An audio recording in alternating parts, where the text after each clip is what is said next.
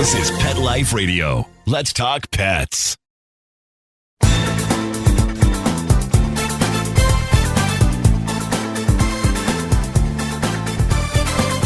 Hi, everybody. Cheryl from Unleashed, and today I am very glad to have Catherine Carver with us, and she wrote a gorgeous book, and we'll discuss that.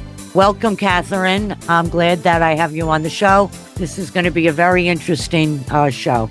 Well, thank you so much for having me, and I'm happy to be here. So before we get into the book and all of your, why don't you tell us a little bit about yourself? Well, the main reason I'm here is because of my book, Abandoned, chronicling the journeys of once forsaken dogs. I'm actually originally trained as an attorney, so I work full-time, and I've worked on this project for over a decade, which was inspired by my very first rescue dog who changed my life and brought me back to photography.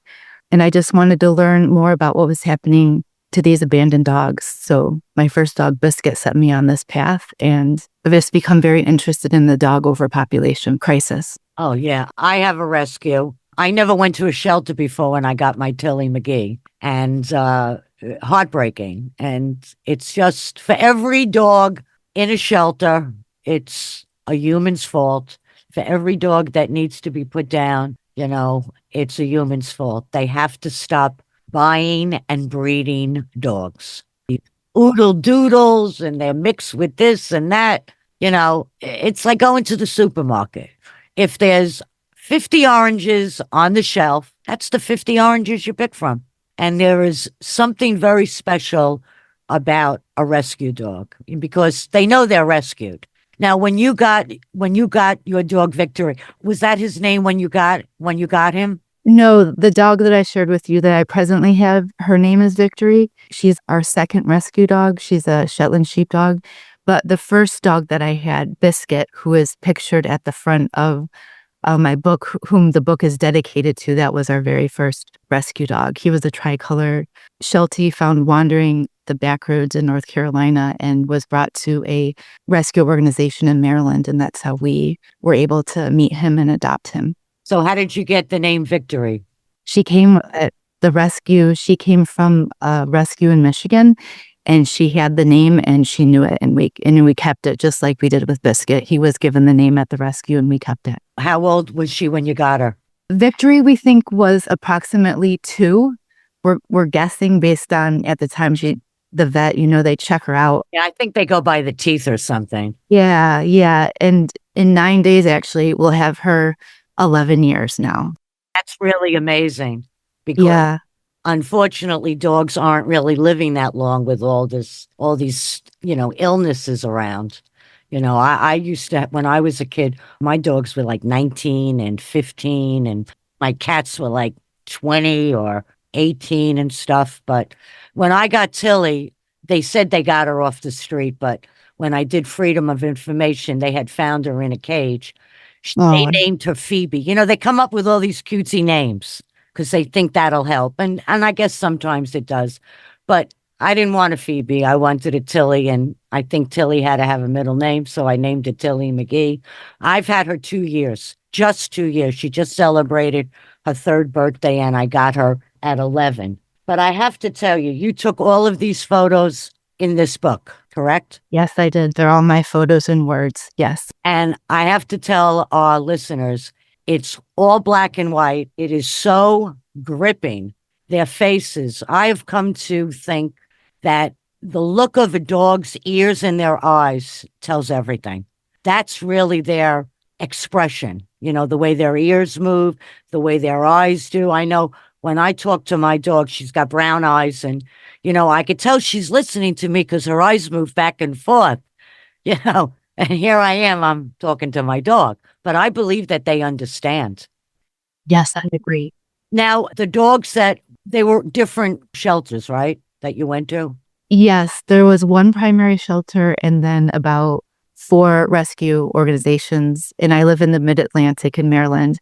So I worked with these organizations in order to photograph the dogs. Also, they were integral in helping me get adopter information so I could photograph the dogs about a year afterwards. So So in most cases, about a year separates the photographs. And at the time I photographed the dogs initially while they resided at a shelter rescue organization, I provided them immediately with a color image that does not appear in the book to help get that dog adopted. And it worked. I mean, some dogs, stay in a shelter longer than we hope. And all of the dogs, except for a few, we don't have to go into that because that's heartbreaking. And some dogs are returned. I just don't understand. That's a commitment once you get a dog. I mean, I take my dog to the dog park and there's one family. Sadly, he has to rehome his dog because he now has a child and the child has allergies. That you can understand, and hopefully they'll find a good family. But once you adopt an animal, the reasons we can't afford the vet care, we can't afford food, and I cook for my dog. One woman on one of my links, because I deal with a lot of rescues and I have a lot of shelters that I'm hooked up with, people would go through the trash to feed their dog if they couldn't afford it. And there are organizations, like especially near where you live in Virginia, there are organizations for seniors. If they cannot afford to feed their dog, there's a number they could call and they will help them. And there's some other organizations where if an elderly person, a senior, like needs to, have surgery or something, they have places that could help foster the dog. So there are communities, if people look into it, that could help people so we keep the dogs. Because a lot of this with COVID, a lot of people adopted dogs because they were lonely. And then COVID is over, or you go back to work, and now you've got this dog. And there was even one gal that I had on my show, because some people couldn't get out. She was able to provide them with a link in their house on their phone or their TV where they could see dogs or see cats for comfort, so they weren't alone. But I think the biggest thing with the rescues is people have to stop buying dogs and they have to fix their dogs. I mean, when I go to the park, there are some, male dogs, they're still intact. And it's mostly male owners. And if you say, when are you going to fix them? Oh, I'm not. I'm going to breed them. We don't need any more dogs, because the reality is there's too many that are looking for homes that if there weren't as many, maybe they would have a good chance. The shelters that you dealt with, how many beds did they have? Was it a big shelter? It was, and just to give you context, this was a decade-long project. So I did most of the photographing in 2013 through 2015. And some of the organizations are actually not running anymore due to COVID, but a couple of them are. But with the shelter, I would say it was a medium. I don't know exactly how many beds per se space they had. It's a pretty good size. Yeah. See, that's it, And then there's some, because I have friends who go to shelters, walk the dogs. There are some shelters that you don't even walk. See, what broke my heart, because I had never gotten a dog at a shelter. I had my dogs when I was younger, and then I got being single, then you get into cats. But this was a planned relationship. I wanted a dog, and I tried going through fosters, and that didn't work out right for me. So I finally went to a shelter, which, like I said, was heartbreaking. But this shelter, you were allowed to walk along, which some shelters don't allow that. You look at a picture, and there's some, even in the shelter, they have dogs that are fostered out, that they have no room for them. So they're on their website. But if I would have looked at Tilly on a website or a picture and not seen her in real life, I don't know if I would have adopted her. She had personality. When they brought her out, I walked through and it said very friendly, gets along with other dogs, which I wanted a friendly dog because I'm social. I want a social dog, and she is. And she's great with kids. She's not perfect, but she's great with kids. So I don't have any kids, but when you go to the park, there's always kids and they always run around and you don't want any problems. But then they asked me if I wanted to, meet her outside. And she had personality. And that's when I decided, yep. I met her on a Saturday. She got fixed on a Monday and I took her home on a Tuesday. So I guess that's what you say, love at first sight. Yeah, and similar to what you're saying, a lot of the adopters, because there's a narrative accompanies each dog's photograph, and I interviewed people at the shelter and rescue organizations for the first photographs of the dog, and then likewise with the second image of the dog, I interviewed the adopters, and a lot of them would say that they saw a picture or they met the dog, and they just knew that that was the one for them. Sometimes they would have dogs who had previously passed away and come upon another shelter rescue dog, and it just was just smitten, and that it's just kind of like kismet. It just you just know. Yeah. Yeah. And the dogs know. But the longer a dog is in the shelter, and it depends. I don't think my Tilly was in that long because she looked sad when I walk by, but she's in a cage. I mean, people in jail have more space than these dogs, but they did have, they're all on cots, and they were clean. They really did take good care of the animals, but you could only take as much good care as you could take good care. There's a lot of dogs there. When they get shut down by being in a cage, that's why exercise is the key for us and for dogs. They need to be taken out and a look-see. And, you just see if the dog is for you. I think the eyes tell you. When you look in a dog's eyes and they look back at you, and if it clicks with them and it clicks with you, and you just think of, early morning, I'm getting up early. Yeah, I think you just know, and they do too. So how did you come about wanting to do this? So I alluded to this earlier. So my husband and I, at the time, before we had our daughter, we rescued Biscuit from a rescue organization out within an hour of where we live. And we just called around, and this one rescue organization said, I have one.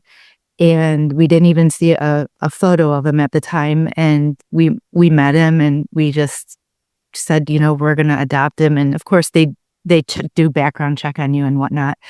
We were able to adopt him, and I just couldn't believe the transformation. He was so shy. He turned into a completely different dog within, weeks to months. He really gained confidence. He really came out of his shell. He began to enjoy his life. He began to trust, and I just couldn't believe the change, and also the change within me. I had never had a dog in childhood. This Biscuit was, for both of us, our first dog ever, who happened to be a rescue dog. And he just really opened my eyes to why are these dogs abandoned? Why are they left? And I just literally, I know this sounds strange, but literally on a summer day in 2012, the idea just kind of came to me, this concept of trying to follow these dogs. And it kind of evolved over time.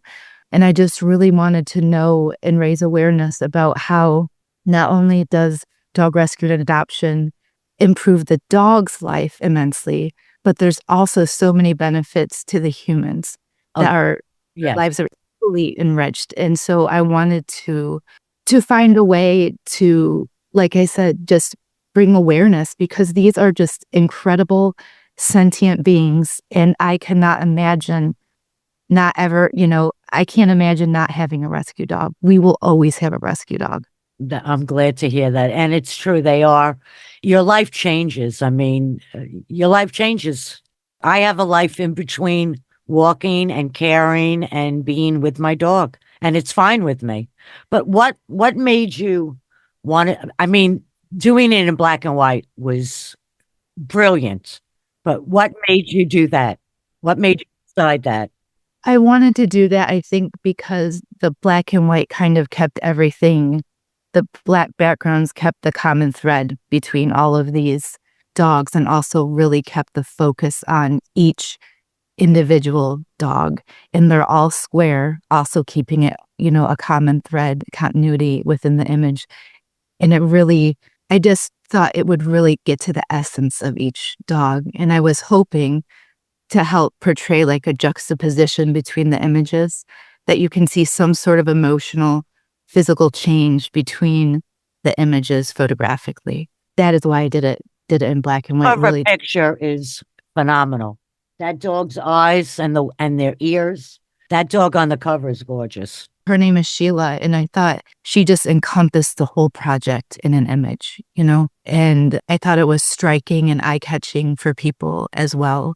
And I didn't name it, you know, like Finding Home or something like that, because I did keep the title Abandoned, because I really wanted to, you know, that raise attention to humans can be so kind, right? And adopt these dogs and give these dogs a new life. Well, at the same time, we as collectively dispose of these dogs so easily.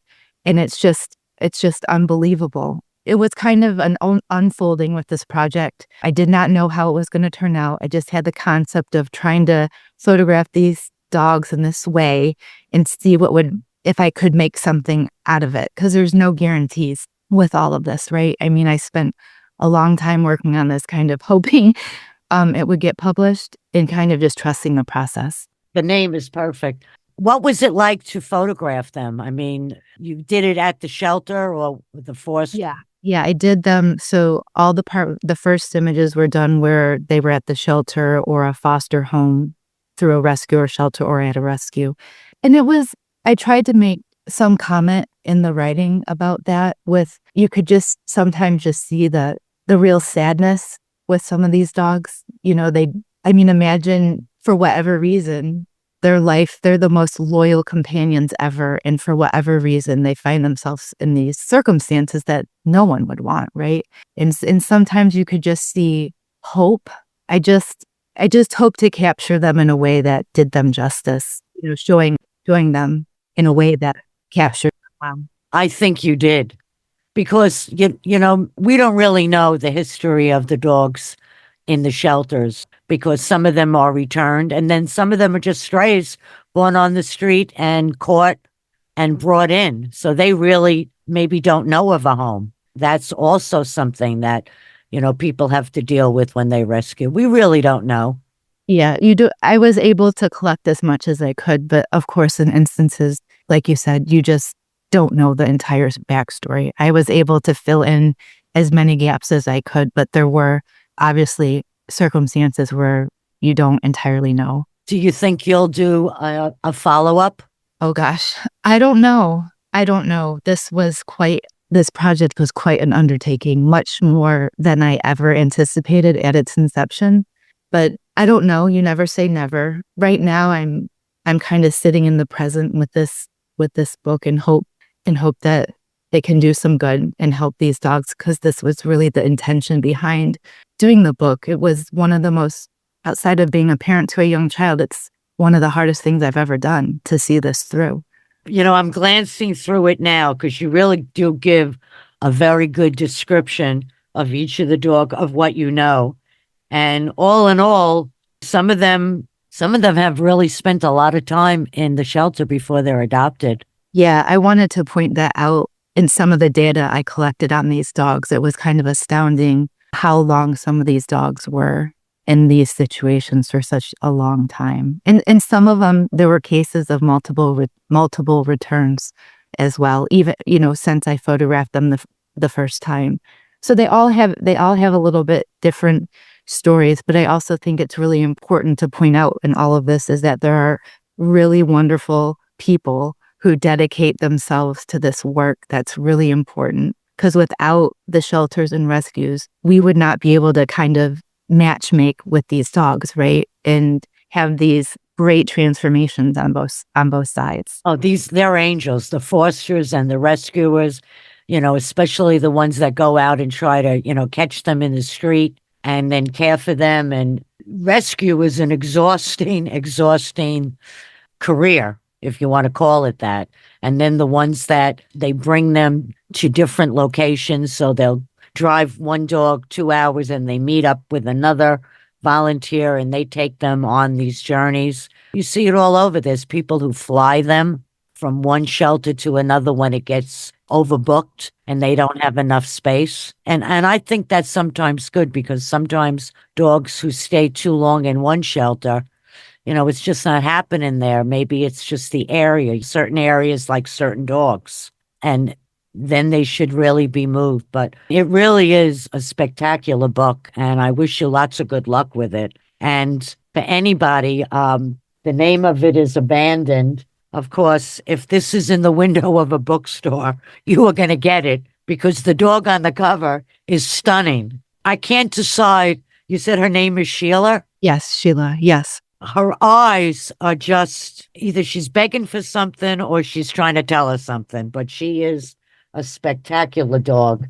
And I'll tell you, your photographs are spot on. And you could tell you did a lot of work because, with the shelters that you got involved with, the amount of time that they were there. And like you said, a lot of them were rescued and then brought back for whatever reason, sadly. You have a lot of accolades in the book of people who really have appreciated it. What is it? You say in one thing, without a dog, a life is only half lived. And that really is true. Dr. Jane Goodall, right? Yes. And that's true. For the sake of all dogs and cats and all these, even horses, it's phenomenal, the amount of animals out there. So I really want to thank you for being on and enlightening us. And I hope that people do pick up this book because this is something that we really have to address with the amount of animals that need homes. We're 330 million people in this country. Everybody should have a dog or two. We have 2 cars. We have more than one pocketbook, more than one phone or TV. So I wish you lots of good luck. Do you want to let any of our listeners know if there's, a website that they could contact you for something?